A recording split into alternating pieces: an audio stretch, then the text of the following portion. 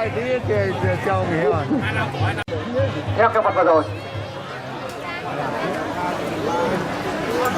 Mặt chưa cái điều dương mắc môi nhưng không xong.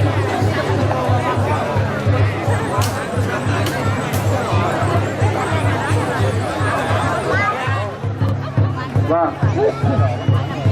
Hiệp thứ nhất giờ hai đồ, bắt đầu.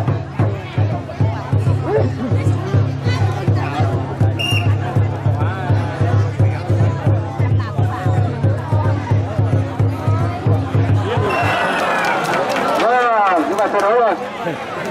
Lò thường thứ 29 thuộc về đội Thuận, bộ đội 1. Xin mời cho 7 điểm lên trao phát giới. Em chưa nhớ được nữa. Cái lửa ai cho? Chưa nhớ được nữa. Trời ơi, canh cái lửa nào? Món này đó chị bán 10. Xem à. Nhưng mấy bác sẽ ấu lại cho 30.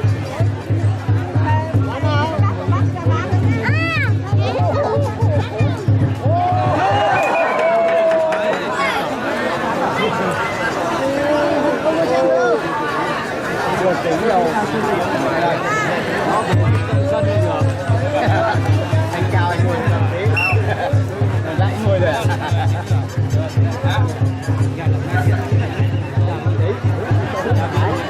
Thầy ông đưa nhau và đánh giữa sới đi. Ban tổ chức tôi xin thông báo và trân trọng cảm ơn gia đình anh chị Sơn Trang thôn 15 ủng hộ ban tổ chức giải 100.000 đồng. Xin trân trọng cảm ơn và chúc sức khỏe gia đình. Xin mời hai đôi đánh tích cực giữa sới đây. Và chúng tôi cũng xin thông báo ngoài tiền giải phần thưởng của ban tổ chức giải năm nay thì giải nhì của giải vật truyền thống được công ty bảo hiểm nhân thọ Đai Chi ủng hộ thêm vào giải 1 triệu đồng. Chúng tôi xin trân trọng cảm ơn. Và ở giải nhất thì công ty trách nhiệm hữu hạn Thuận Hiếu ủng hộ 1 triệu đồng và doanh nghiệp tư nhân điện máy Phong Phú ủng hộ 1 triệu đồng. Xin trân trọng cảm ơn. Ủng hộ 1.200.000 đồng một bếp ga từ Hồng Ngoại. Vâng, như vậy đôi điệp đã giành chiến thắng tuyệt đối ở cao vật vừa rồi. Xin mời đôi Nguyên. Chiến này AI cử người vào theo. Xin mời ông đô theo hướng dẫn của trọng tài.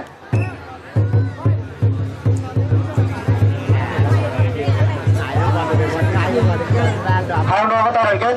Hiệp thi đấu duy nhất bắt đầu.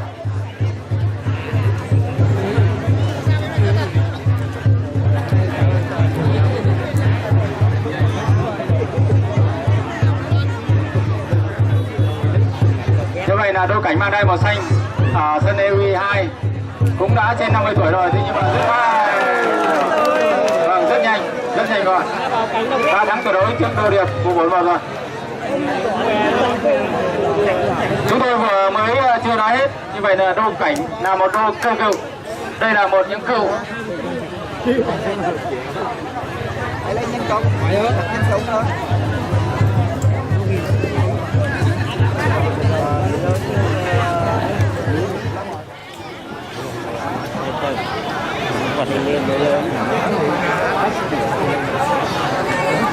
Chúng tôi xin trân trọng giới thiệu đô bên tay phải này mang đai màu đỏ đô là giải 1. Xin mời.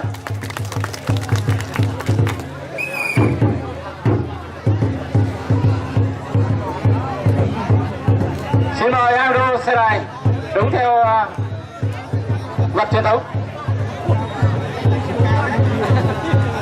Đây là giải vật truyền thống, không phân chia hạng cân, chiều cao cân nặng mà chỉ tính từ độ tuổi từ 16 trở lên, đảm bảo sức khỏe, đảm bảo hành vi dân sự là được tham gia.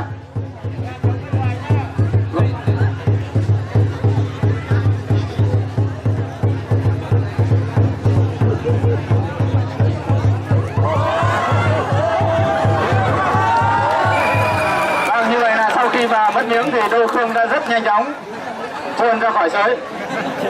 Đây là một miếng đánh chạy sới. Khi mà chặt miếng thì các ông đô đã chạy sới. Tiếp tục là thứ nhất. Xin mời em đô bắt đầu hiệp đấu thứ hai. Vâng, quý vị đại biểu đồng bào chị các bạn cho em đô một tràng pháo tay chúc sức khỏe em đô. Và đây là cái vật đầu tiên. Đây là hiệp đấu thứ hai của đầu nèo giải 1. Xin mời các ông đô chúng ta tiếp tục cử người vào giữ đầu nèo giải 2, giải 3. Xin mời các sân đô đã có nèo thường ạ.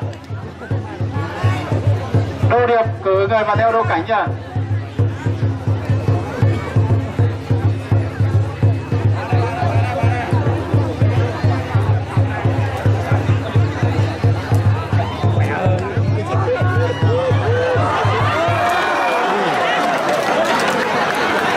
Như vậy là các đồng đô lưu ý khi đánh miếng thì chúng ta phải theo cái miếng. Và như vậy là đô anh Thuận đã thắng tuyệt đối một keo của đầu là giải 1. Ban tổ chức giải và tổ trọng tài điều khiển các trận đấu. 4. Trước khi vào vật phải thay đồ trang phục của ban tổ chức, cắt bỏ móng tay, tháo các vật đồ dùng cá nhân sắc nhọn như nhẫn vàng, vòng tay, các loại đồng hồ, sách tuya cùng sân vật không được vật chạm đường vào vật giải và vật các đầu lèo của giải. 5. 2 đồ vật đá Thuận vụ 41 đã có một keo vào đầu là giải 1. Bên tay trái đường này mang đai màu xanh, đô sinh đến từ vụ 42 xin theo. Xin mời anh đô theo sự nghiêm tài.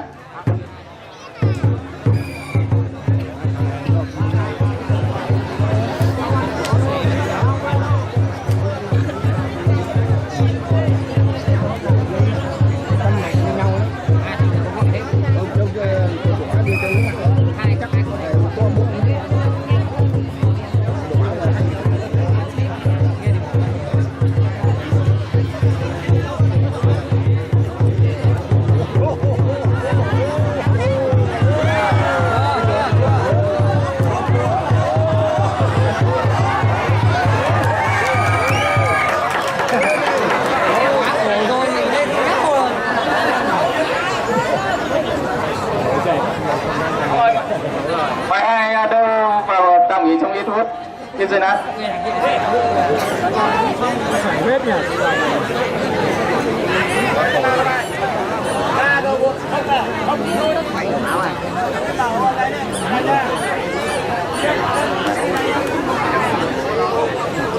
Vâng, là đoàn thứ 31 là đô Điệp vụ 1 sau khi xa chân trước đô cảnh xin giữ một là thường. Xin mời các ông đô đến từ sân đô chúng ta đăng ký người vào theo. Đô Điệp.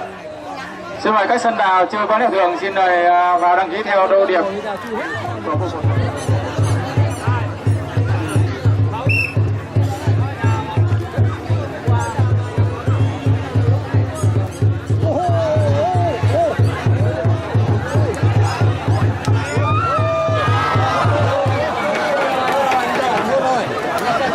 Như vậy đô Điệp đã giành chiến thắng tuyệt đối ở các vật vừa rồi. Mời đô cử người vào theo đô Điệp.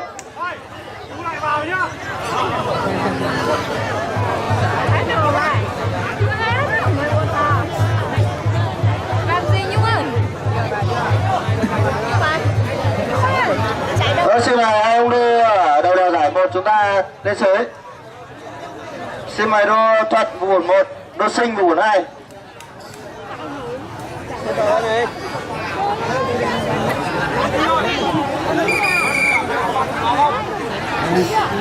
Và chúng tôi tiếp tục thông báo là hiện nay đô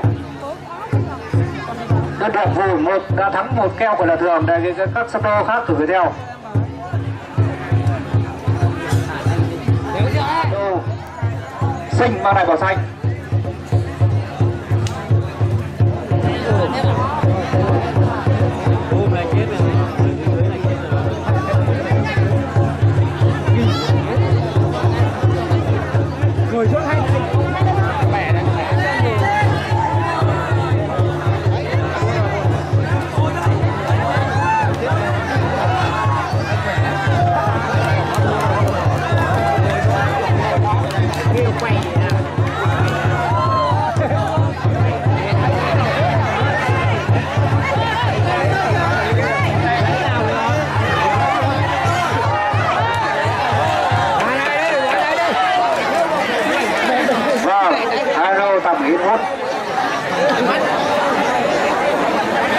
Phải nói là hai đô rất khỏe.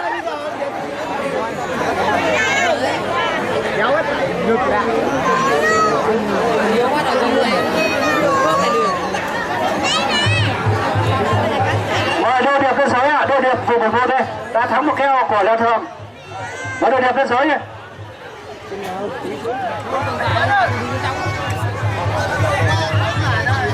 Kéo mặt quần đùi. Đấy cũng em đi à? Ừ, cháu ở đây nắng đây là đưa mỗi cháu ra đấy là phải nắng. Xin mời công đô là sau khi mà vặt xong kêu vật của mình thì đề nghị là trả lại trang phục cho ban tổ chức. Ngồi đó.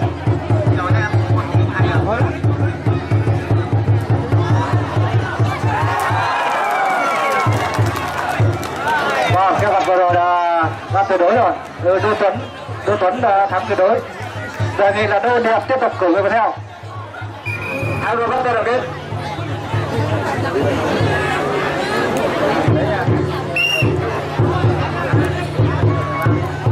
Xin mời Đô Cảnh.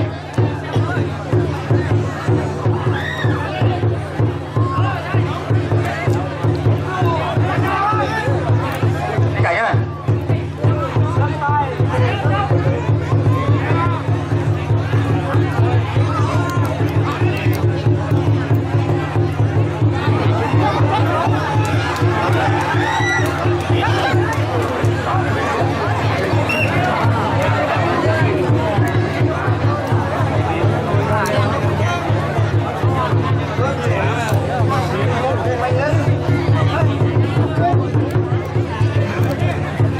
Đây hai đội đánh tích rồi.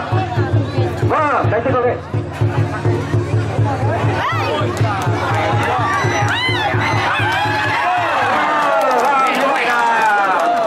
Như vậy là rất đẹp rồi.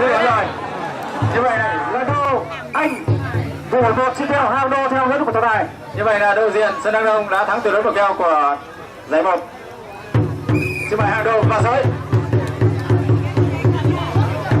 Đây là keo vật thứ 2 của Đô Diện ở giải 1 và keo vật đầu tiên của Đô Anh ở bộ 4-1. Hai Đô bắt tay đoàn kết. Và keo vật thứ 2, hiệp thi đấu của keo vật thứ 2 giải nhất bắt đầu.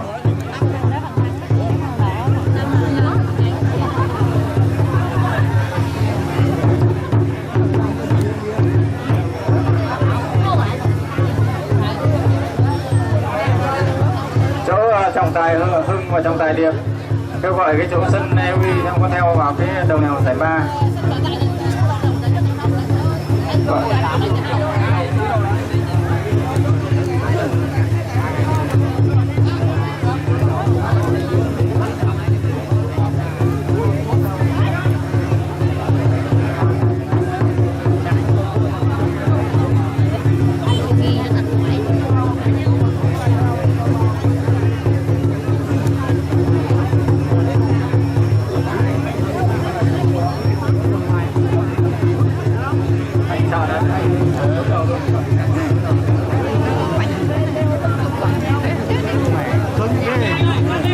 Đô Thuận mang trang màu xanh chuẩn bị đánh vào giải 2 và Đô Nguyên mang trang màu đỏ chuẩn bị.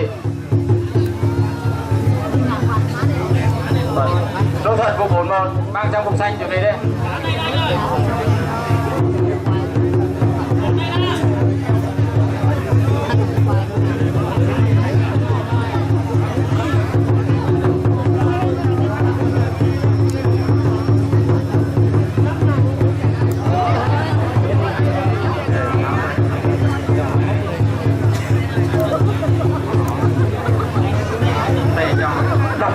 Chúng ta đang theo dõi keo vật thứ 2 ở giải 1 đối với Đô Diện mang đai màu đỏ và mang đai màu xanh, đó là Đô Anh vụ 11 xin theo. Vâng, đại diện hai Đô đánh tích cực.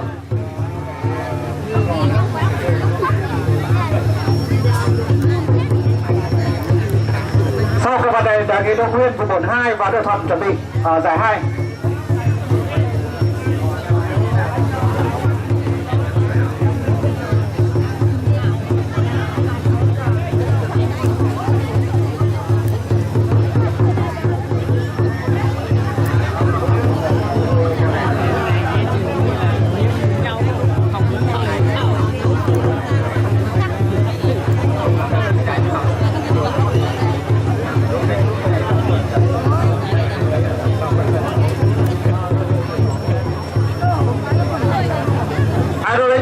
Xin trân trọng kính mời toàn thể đồng bào đồng chí và các bạn cho Hang Đô một tràng pháo tay để cổ vũ động viên sức khỏe Hang Đô.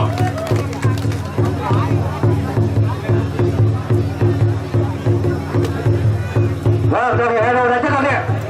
Vâng.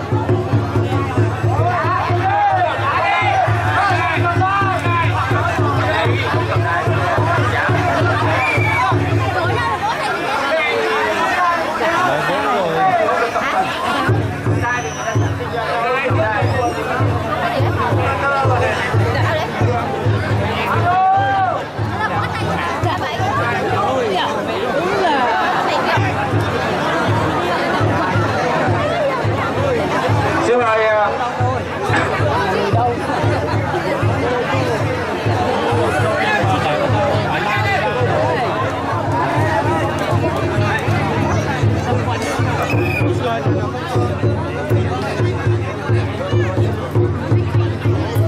Sang kia đi.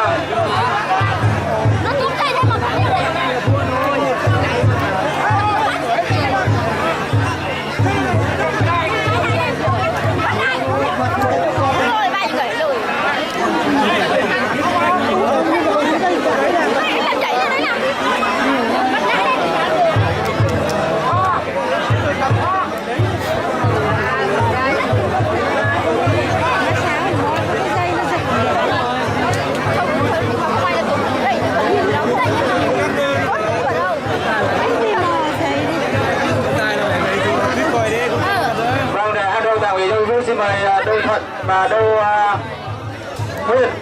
Xin mời hai đôi và số giá 2 bắt đầu.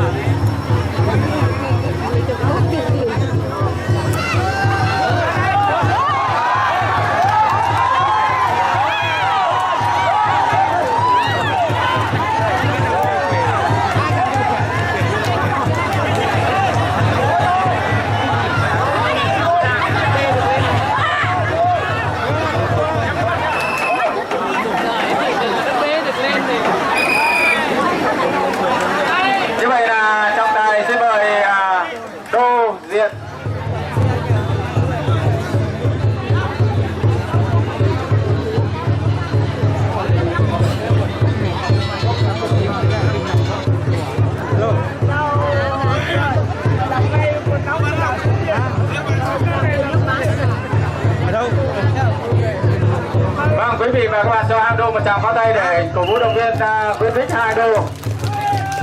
Ở đâu ở đâu? Nó cổng à?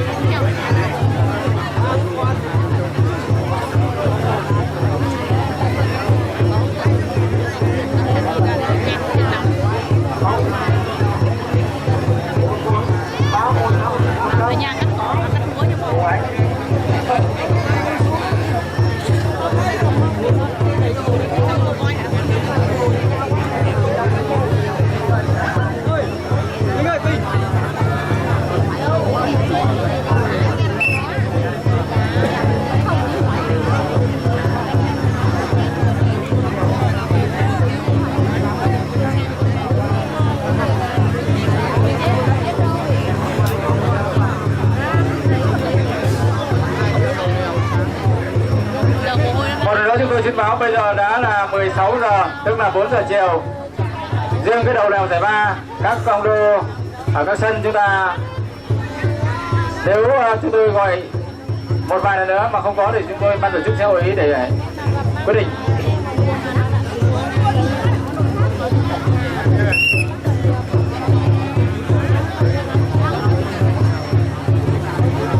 Alo, đánh tiếp rồi em.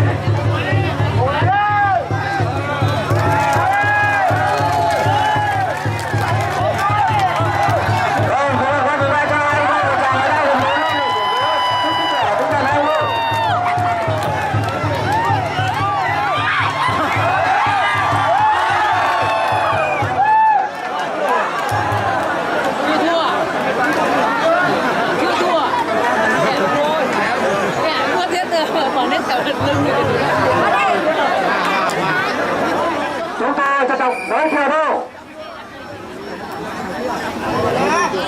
Bên tay phải trong tay đó là đối diện đã thắng tuyệt đối hai keo của trận 1.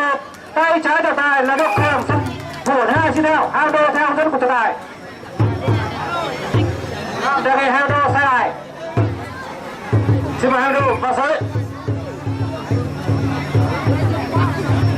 Vâng, Hao Đô đang xe đài trên sới. Xin một tràng pháo tay của toàn thể quý vị đồng chí và các bạn. Vâng.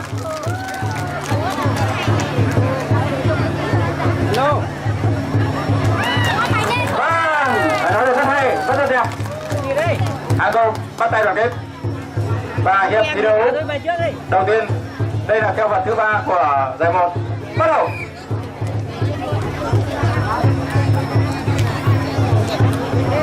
Alo, hiệp thi đấu bắt đầu.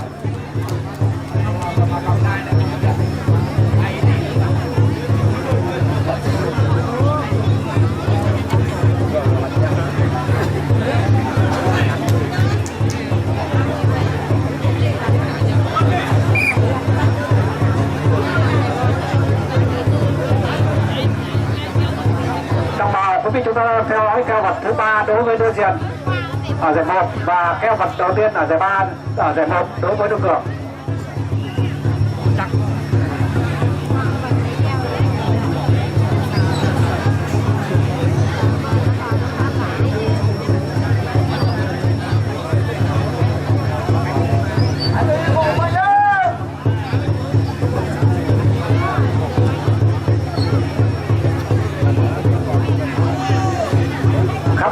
Chúng ta cho một tràng pháo tay cổ vũ và chúc mừng cho hai ông đây. Đó, đánh cái vào đây nè.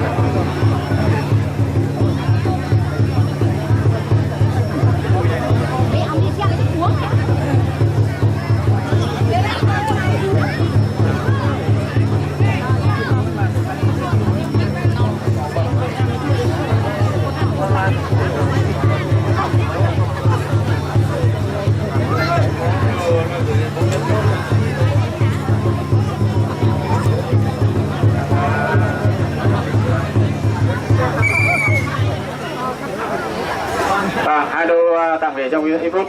Xin mời đô diện về chỗ.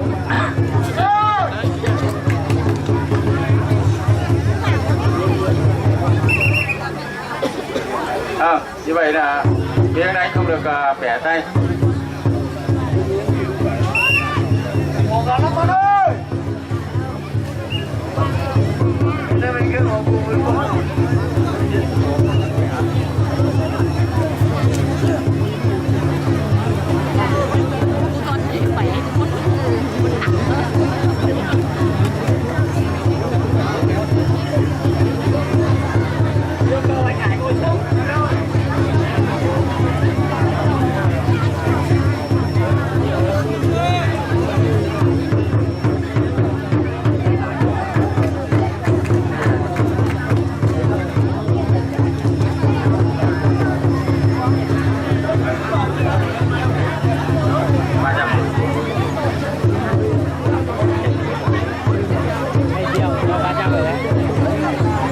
Yêu cầu quý khán giả chúng ta không được chạy qua trên hai trên sới, rất ảnh hưởng đến thi đấu.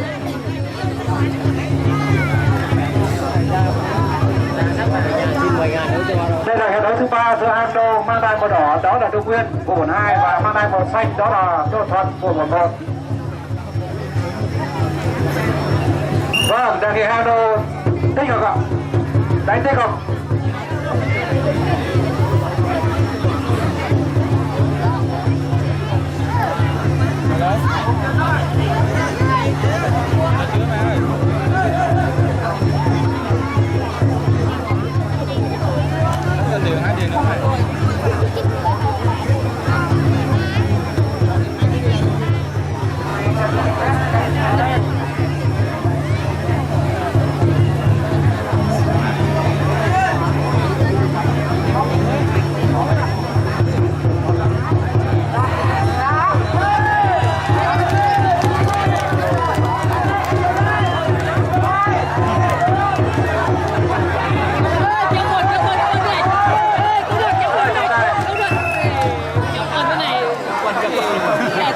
Cho hai đô tặng ý phút và giải 1 đến tới ạ.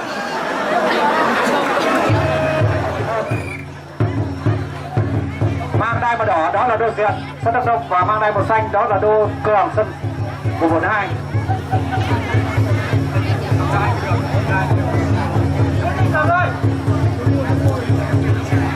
Không ăn được về mình rất lâu đâu. Nhìn thấy nó bình tĩnh như thế này.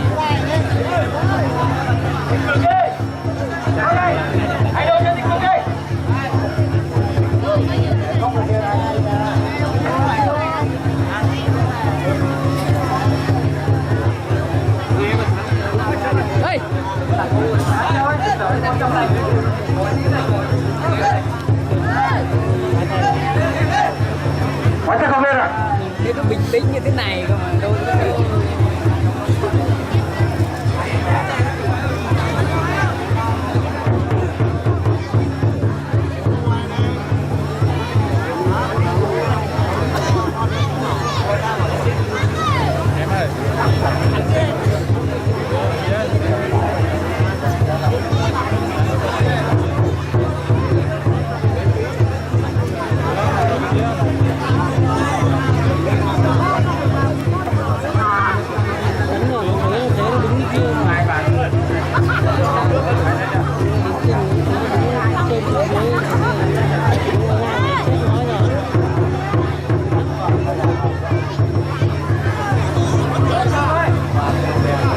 Vâng, người bị hai đôi chứ không đây.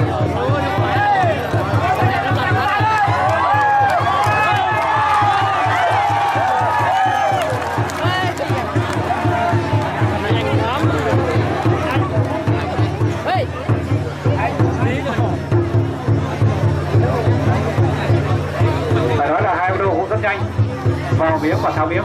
Vâng, hai đô tạm nghỉ phút và giải 2 lên ạ.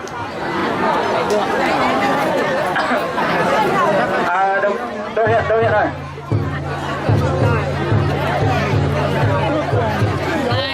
Như vậy là chúng tôi đã quyết định trao đầu nèo giải 3 cho Đô Hiện, Trương Văn Hiện, vụ ổn. Không đéo làm cái bài nữa.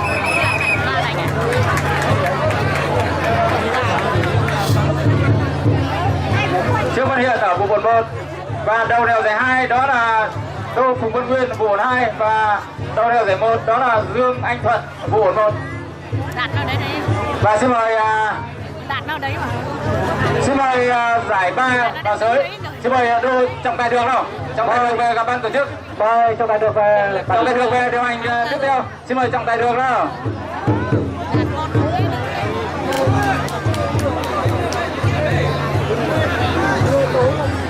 Ở riêng chưa hay là vẫn cùng nhà? Nếu cùng nhà thì tối nay về thì làm thế nào? Xin mời giải 2, xin mời Thuận vào. Vào đi. Ok, không sao. Cái việc đó.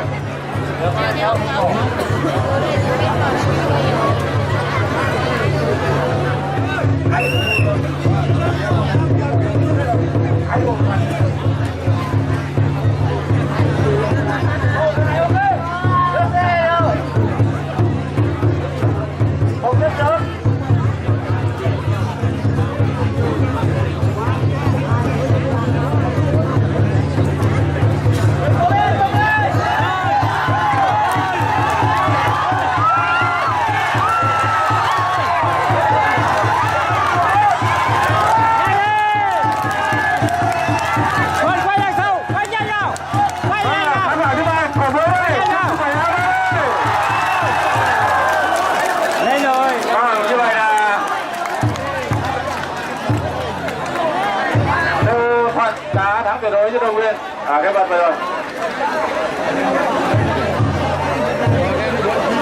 Và ở giải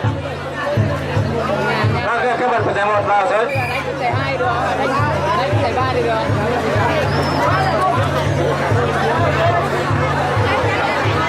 Như vậy là anh Vũ Văn Đạt ủng hộ thưởng nóng cho anh Dương Anh Thuận 1 triệu đồng. Xin mời Đô Đạt vào giới. Vâng, và đây là Đô Đạt thưởng nóng cho Đô Thuận là 1 Đô Đạt thưởng nóng cho Dương Anh Thuận 1 triệu đồng. Nhìn kỹ này xem có phải 2 tờ 20 không? Sợ mà rút nhầm đấy. Vâng, giải 1.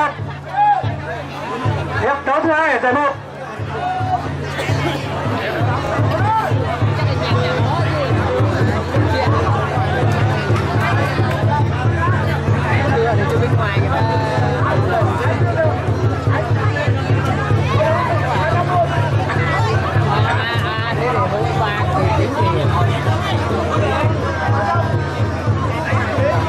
Mang đai màu đỏ đó là Đô Duyên đã thắng từ đôi 2 keo ở giải 1 và mang đai màu xanh đó là Được Hưởng. Xin theo.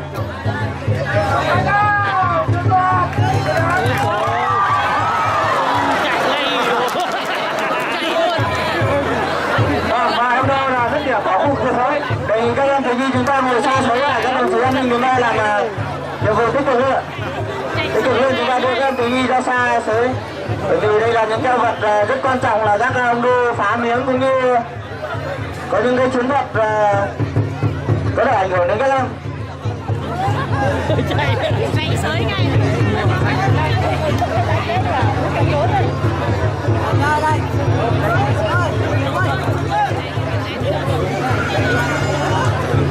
Hai đô đánh tích cực nhiệt tình giữa giới đi cho dứt điểm giải 1.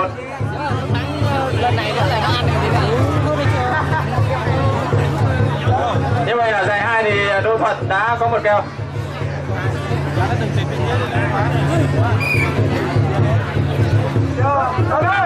Chưa phải chạy đi.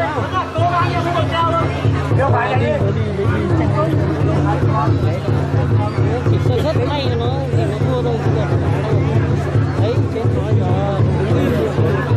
nó lại kìm tốt. Chắc là chấm mắt lờ đờ cái điểm chấm. Mang chữ này mấy năm nay cất về cất hết. Nhìn cơ bắp.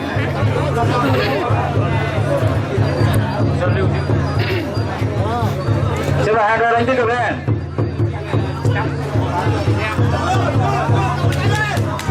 Xin mời toàn thể đồng chí và các bạn cho đôi một tràng vỗ tay của các đồng chí. Chúc sức khỏe hai đôi.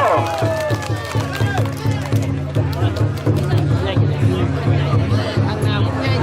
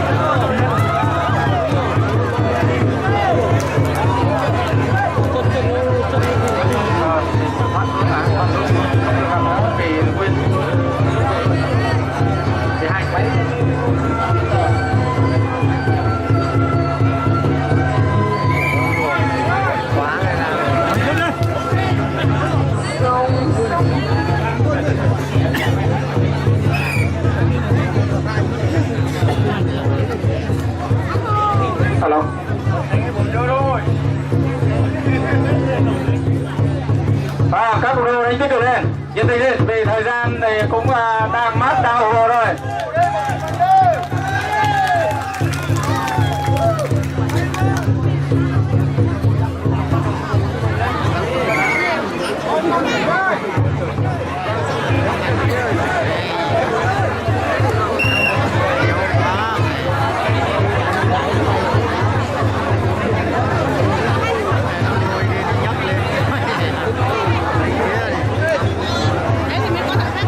Ở giải 2 xin mời sân phụ bổn Cường Đô và theo.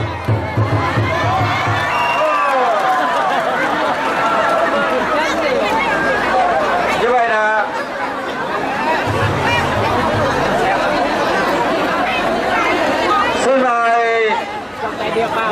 xin mời Đô Thuận mang trang phục này. Còn sân Y2 là cử người vào theo nhé, tôi là phải có 4 trong đô đấy. 4 đô có là được, để người sân đô sang, đô quang, đô ở vùng 1. Đô sang.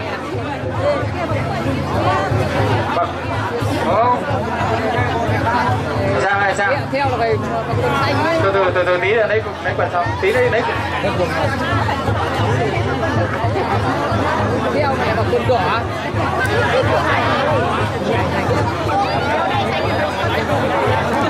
Đây là keo vật của giải 3, xin nói giải 2. Xin mời Đô Thuận và Đô Điệp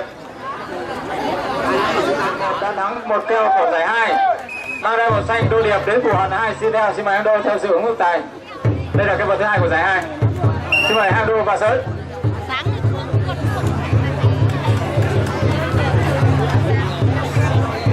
Hai Đô bắt tay đầu kết.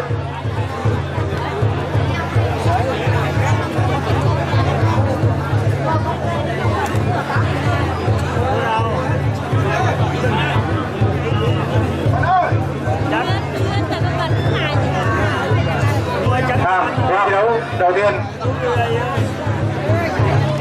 Đây là cái vật thứ 2 của Đô Thuận và cái vật đầu tiên của Đô Điệp. Hiệp thi đấu bắt đầu.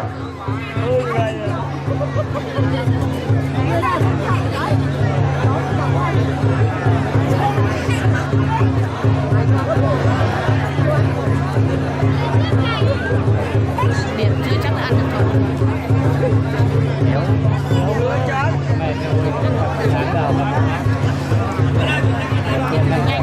Nó khỏe quá đi.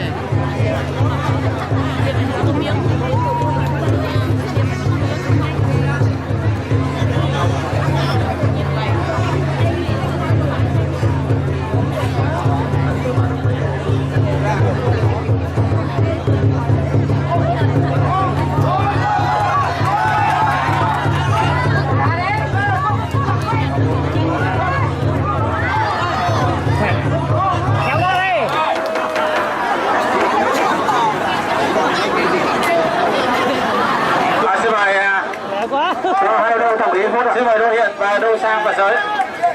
Xin mời Đô Hiện không? Hai đô cũng quen. Xin mời Đô Hiện và Sới đây. Hai Đô bắt tay đoàn kết.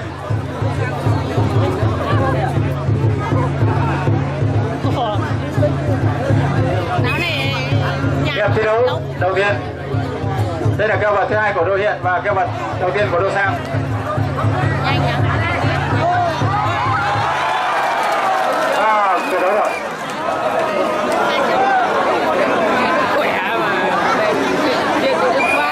Vâng, như vậy là Đô Hiện đang đấu ở keo vật thứ 2 của giải 3 và giải 4. Như vậy giải 4 đây.